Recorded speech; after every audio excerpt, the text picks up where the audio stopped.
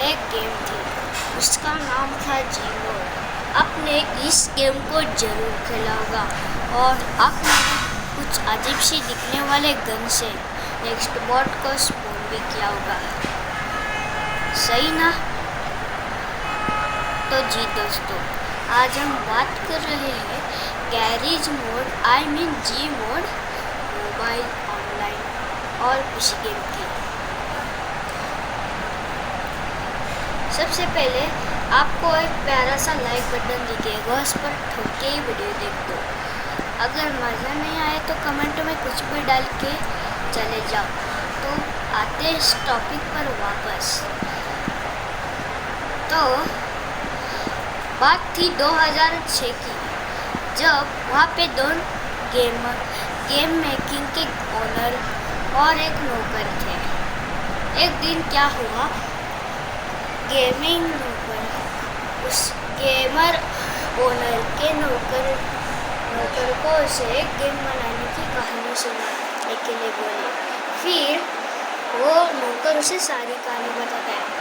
तो क्या होता है, एक बंदा होता है, वो बहुत अमीर होता है, सब कुछ नॉर्मल चल रहा था, पर तब सुपर हीरो सच में थे।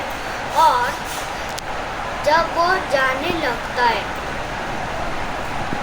तो डॉक्टर स्ट्रेंज आता है भिखारी के रूप में लेके। तो जी दोस्तों, टाइम ट्रैवल की मूवीज आपने देखी होगी, जिसमें डॉक्टर स्ट्रेंज बहुत सारे सुपर हीरो होते हैं और फ्लैश में, है ना? राइट कहा ना? तो फिर इसी चलते की वजह से हम टॉपिक पर वापस आते हैं। फिर बाद में क्या हुआ, डॉक्टर स्ट्रेंज सबकी परीक्षा लेने के लिए भिखारी के रूप में आया, क्योंकि तब डॉक्टर स्ट्रेंज को देवता माना गया था। फिर बाद में डॉक्टर स्ट्रेंज को एक ईथन नाम का आदमी दिखा। वो वही बंदा था जो कि बहुत अमीर था। मेरे को क्या ऑफिशियल नाम तो नहीं पता, पर इसीलिए मैंने कुछ भी दे दिया क्योंकि आपको स्टोरी समझ आ जाए। फिर बाद में उसने बोला कि को थोड़े पैसे होंगे तो दे दे और खाना होगा तो दे दे बेटा। फिर बाद में वो एथन ने बोला, नहीं मैं नहीं दे सकता, मैं ऊपर से गरीब हूँ और तू मांग रहा है। तो फिर वो अपने घर पर वापस लौटने लगता है। फिर डॉक्टर स्ट्रेंज ने उसका पोर्टल खोला और शराब दिया कि वो वहाँ से कभी नहीं निकल सकता। फिर क्या, उसकी पर्सनालिटी बदल जाती है। वो क्या करता है, वो जाता है और जाता है। फिर वन में डॉक्टर स्ट्रेंज वहाँ पे उसके इनविजिबल पोर्टल और ब्लैक होल पोर्टल खोल देता है। फिर जब इथन जाता होता है, उसे पता नहीं चलता कि डॉक्टर स्ट्रेंज ने वहाँ पर इनविजिबल पोर्टल खड़ा किया है। फिर बाद में वो क्या करता है, वो जाता है फिर वो एक अजीब सी प्लेस पर आ जाता है ना? राइट, उसमें उसे डॉक्टर स्ट्रेंज दिखता है और वो वही आदमी होता है। वो सीटी बजाता है। फिर बाद में वहाँ पे नेक्स्ट बॉट नाम के कुछ इमेजेस थे। तो आपको पता होगा नेक्स्ट बॉट क्या है, garage mode open of enemy. तो भाई आपको समझ ही आया होगा, मैं डिटेल से समझाता हूँ, क्योंकि जब आप इस गेम को खेलते हो तो आपको कुछ इमेजेस दिखते हैं जो कि बहुत पॉपुलर होते हैं। आईसो स्पीड कुछ अलग होता है, वो बाकी और ओबुंगा। तो ओबुंगा क्या है, ये भी एक नेक्स्ट बॉट ही है, वो बाद में बताऊँ। तो चलो आते हैं टॉपिक पर वापस। फिर जब वो सीटी बजाता है तो उससे इथन को पता नहीं था कि वो वही बंदा था जो कि भिखारी बना था।